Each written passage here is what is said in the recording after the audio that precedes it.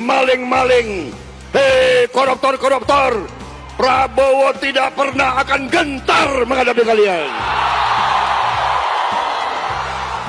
Hai kaum munafikun, hai antek-antek asing, Prabowo Gibran bersama rakyat Indonesia.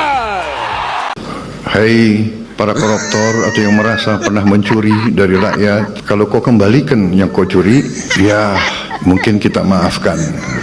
Ini saya dalam rangka memberi, apa istilahnya tuh, memberi memberi kesempatan untuk tobat. Hai para koruptor atau yang merasa pernah mencuri dari rakyat, kalau kau kembalikan yang kau curi, ya mungkin kita maafkan, tapi kembalikan dong. Gue cuma mau ngasih tahu kalau wakil rakyat dapat tunjangan 50 juta per bulan dan rakyat dapat potongan gaji 3% per bulan. Assalamualaikum warahmatullahi wabarakatuh. Kembali lagi di channel Ken Fatih. Nah, oke teman-teman semua, bagaimana kabar kalian semuanya? Semoga dalam keadaan baik-baik saja ya, dan dilancarkan segala rezekinya. Amin amin ya rabbal alamin. Nah, oke teman-teman semua, baru-baru ini Pak Prabowo menjadi sorotan publik lagi ya teman-teman. Karena dalam pidatonya Pak Prabowo menyampaikan bahwasanya akan memaafkan para koruptor asal mengembalikan uang rakyat, katanya teman-teman. Menurut Pak Prabowo, inilah cara paling efektif untuk memberantas korupsi. Dilansir dari liputan6.com, Presiden Prabowo Subianto memberikan kesempatan kepada para koruptor untuk bertobat dan mengembalikan uang rakyat yang telah dicuri, begitu kata Pak Prabowo teman-teman.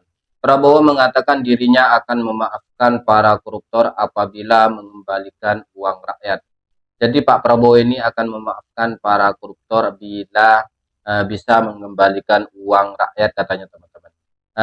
Saya dalam minggu-minggu ini, bulan-bulan ini, saya dalam rangka memberi apa? Istilahnya tuh memberi kesempatan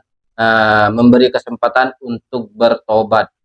Hai para koruptor, hai para koruptor atau yang merasa pernah mencuri dari rakyat, kalau kau kembalikan yang kau curi, ya mungkin kita maafkan, tapi kembalikan dong, kata Pak Prabowo Subianto.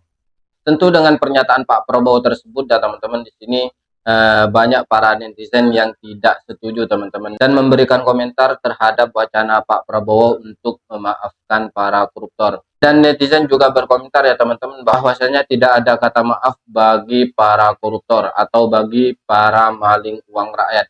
Seharusnya Pak Prabowo itu tidak memaafkan para koruptor, dan seharusnya para koruptor itu dimiskinkan dan disita segala asetnya dan harus dipenjara. Kalau bisa menurut netizen di sini teman-teman, dipenjara seumur hidup. Nah, oke teman-teman semua, tanpa perlu berlama-lama, mari kita simak apa yang menjadi komentar daripada netizen terhadap wacana Pak Prabowo ini untuk memaafkan para koruptor. Nah, oke teman-teman semua, ini dia videonya. Hai para koruptor atau yang merasa pernah mencuri dari rakyat, kalau kau kembalikan yang kau curi, ya mungkin kita maafkan. Ini saya dalam rangka memberi, apa istilahnya tuh, memberi memberi kesempatan untuk tobat. Hai para koruptor atau yang merasa pernah mencuri dari rakyat, kalau kau kembalikan yang kau curi, ya mungkin kita maafkan, tapi kembalikan dong. Nanti kita beri kesempatan, cara mengembalikannya bisa diam-diam supaya nggak ketahuan. Mengembalikan loh ya, tapi kembalikan. Aduh, gimana ini ya teman-teman, Pak Prabowo ini? Apakah tidak punya cara lain untuk mengungkap para koruptor-koruptor di Indonesia ini selain dengan cara memaafkan para koruptor? Bukankah seharusnya para koruptor itu dimiskinkan semiskin-miskinnya dan disita segala asetnya, terus dipenjara seumur hidup? Begitulah hukuman yang pantas untuk para maling uang rakyat ya teman-teman. Nah, oke teman-teman semua, mari kita simak bagaimana komentar daripada netizen terhadap pernyataan Pak Prabowo tersebut. Hai para koruptor atau yang merasa pernah mencuri dari rakyat, kalau kau kembalikan yang kau curi, ya mungkin kita maafkan. Lah kok enak Pak, uang rakyat yang dimakan, uang rakyat yang dikorupsi. Lah kok Bapak sebagai presiden yang akan memaafkan? Pak, kita ini sebagai rakyat menginginkan para koruptor itu kalau bisa dihukum mati Pak. Aduh Bapak, ayo dong Pak, Bapak yang selama ini dikenal sebagai singa Asia, ayo buktikan Bapak itu singa bukan embe.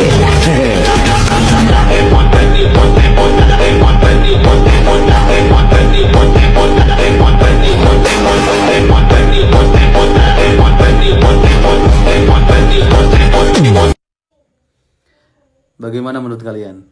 Berikan tanggapannya dong. Apakah betul ketika koruptor di penjara itu tidak memberikan manfaat bagi negara? Ini pernyataannya dari seorang Menko di kabinetnya Prabowo Gibran, Menko Prof. Yusril. Padahal kita tahu bahwa koruptor itu sedari awal punya niatan buruk, yaitu ingin memperkaya dirinya sendiri atau kelompoknya. Lewat mana? Ya memang dari awal punya niatan untuk memaling uang atau kekayaan dari negara ini. Di mana kekayaan negara ini ya dominasinya dari pajak-pajak rakyat.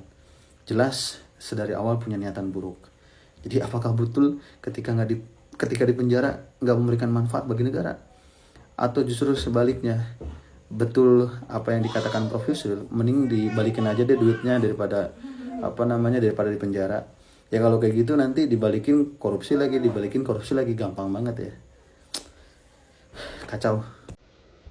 Halo guys, masih ingat gak tanggal 1 September 2024 lalu Pak Prabowo pernah mengeluarkan statement bahwa dia akan menyediakan anggaran khusus untuk memburu para koruptor. Nah, tapi ternyata di hari ke-59 dia sebagai presiden, dia mengatakan akan mengampuni koruptor asal dikembalikan. Jadi asal uang korupsinya dikembalikan. Nah, ini disampaikan oleh Presiden Prabowo Subianto dalam pidatonya di hadapan mahasiswa Indonesia di Universitas Al-Azhar di Kairo, Mesir pada hari Rabu yang lalu ya, tanggal 18 Desember. Nah, bingung aja sih saya, kok nggak malu ya beliau mengeluarkan statement seperti ini. Kita ambil contoh misalnya si A ya. Si A korupsi 1 miliar gitu. Nah, uang korupsi itu lalu dibangun satu usaha misalnya gini ya. Lalu dengan hasil menyuap kiri kanan usahanya maju berkembang hingga mencapai mendapatkan keuntungan 100 miliar misalnya. Nah, lalu si A ketahuan korupsi. Lalu yang uang 1 miliar korupsinya ini dikembalikan. Dan setelah itu selesai masalah. Lalu bagaimana dengan segala macam kerusakan yang ditimbulkan? Nah, begini ya. Uang yang dikorupsi itu uang rakyat. Nah, terus kenapa Pak Prabowo yang memaafkan koruptor? Kita kan bukan kerajaan gitu ya. Ya, enak sekali ya rupanya jadi koruptor di negara kita ini. Cuma mengembalikan hasil kejahatan, dimaafkan, selesai perkara. Kalau menurut saya nih, koruptor itu memang sudah sepantasnya dihukum seberat-beratnya. Karena uang rakyat miskinlah yang mereka curi. Kalau kita lihat ya, kerugian negara akibat korupsi ini mencapai 56 triliun. Tapi uang pengganti ini hanya sekitar 19,6 triliun saja. Dan rata-rata hukuman koruptor selama tahun 2020 ini hanya berkisar 3 tahun 1 bulan. Dan dari 1.298 terdakwa korupsi, hanya ada 6 orang saja terdakwa yang dijatuhi denda maksimal. Beginilah, di negara dengan tingkat korupsi yang parah seperti Indonesia ini, sangat mungkin kan kalau ada elit politik yang terlibat dalam kasus korupsi.